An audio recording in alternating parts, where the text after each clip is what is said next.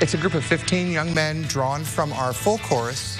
Our chorus is part of the curriculum. This is actually a co-curricular group. They've put in about 60 to 70 extra hours of rehearsal just this fall, since they were selected in June for the IMEC performance. We have a good mix of freshmen through seniors. In fact, we only have 3 seniors in the group. So we're set for quite a few years of great music. So bass chorus here is basically just Mr. Lee wanted all of the, because we have a lot of really good bass singers, especially last year and this year. He wanted us all to have a chorus to show off how much talent the men's singers had, because that's not very common in a lot of schools around Illinois. Usually it's a lot of focus on treble stuff in mixed choir. So he wanted us to show off, so he had us all form bass choir, and it's really cool because I get to sing a lot of low notes, which I don't usually get to do. I take one consideration with another. I got involved. I've been, well, I guess everybody at Heritage starts singing as soon as they come here because it's required from kindergarten to 5th grade. But then I chose to keep doing chorus from 6th to 12th grade.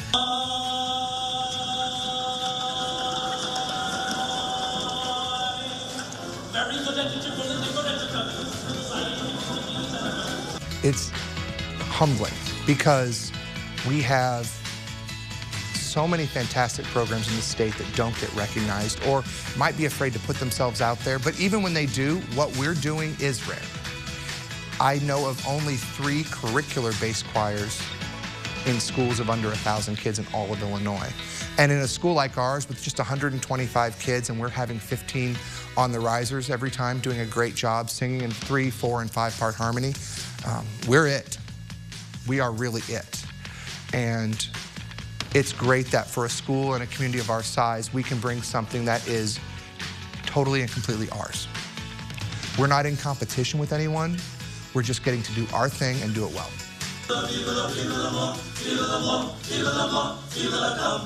It's really cool to know, and makes it just an honor to be able to be in our bass choir. It's pretty interesting because at every other sort of vocal performance that we've done before this, there's been maybe a guy song or 2, and so to have just a chorus made up of 15 guys just singing, it's pretty fun.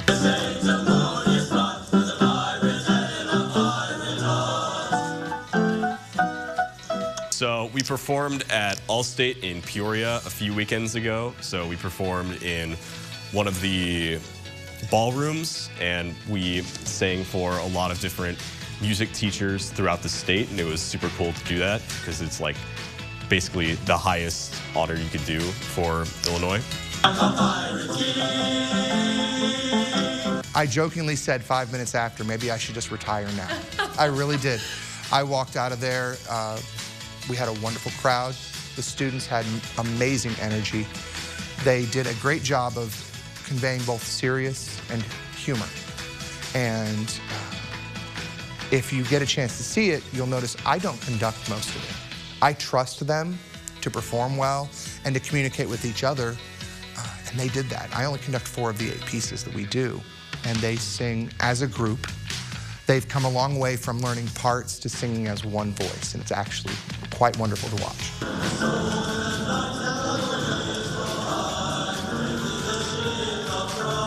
It was pretty exciting because the results were delayed, I feel like.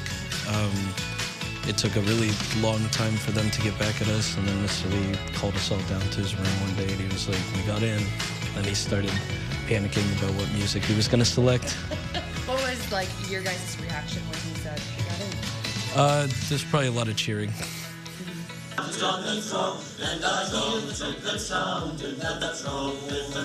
were talking a little bit earlier about some stigma surrounding men in theater or men in chorus, but that's not what it's like here. Do you want to talk a little bit about that? That's taken a long time to break. I'm really thrilled that over the years we've built this core of students. And I want to give credit first to the Homer Opera House and Robert Picklesheimer, who's deceased. He encouraged these students to go out and do these large-scale works. And when they got to me, they had no qualms about getting up on stage and memorizing lines and using their best voice. And then we took that theater experience and we turned it into music. And we've gone a long way with that. And those students, as our core, have drawn in other students. We have athletes, we have FFA kids, we have FCCLA kids. We have students who do a lot of things. Here at Heritage, we talk about doing all the things, and we make it work. If at all possible, we make it work that you can do all the things. So the stigma doesn't exist in the way it does in a lot of other places. And we hope we can keep that up. To quote a famous footwear brand, just do it. You'll have a lot of fun when you get here, but the hardest part is trying. I'd say absolutely go for it because it's really fun and you'll never know what you're going to miss out on, because there are a lot of new people in our bass course this year who've never sang before, and they're having a super good time because all of these pieces, none of the pieces are especially difficult. They're all like pretty easy to do once you get the hang of it, and so it's a really good experience to like get singing. The door is open. We don't tell anyone no. This is not an auditioned group. This is those who want to put the time in. Not everyone has the best voice. If we only took the strongest voices, we might take 3 or 4 people. But it isn't how strong you sing, it's how little fear you have. And if you get up there and you're willing to work, we can work with whatever sound you create. The quote I used at the concert, and I've been using a lot lately, is, it's not the destination, it's not the journey. We're going to get there in the end. It's the company you keep along the way. So good. All right, you can follow along on their journey and see where they're performing next over on our Facebook page and CILiving.tv.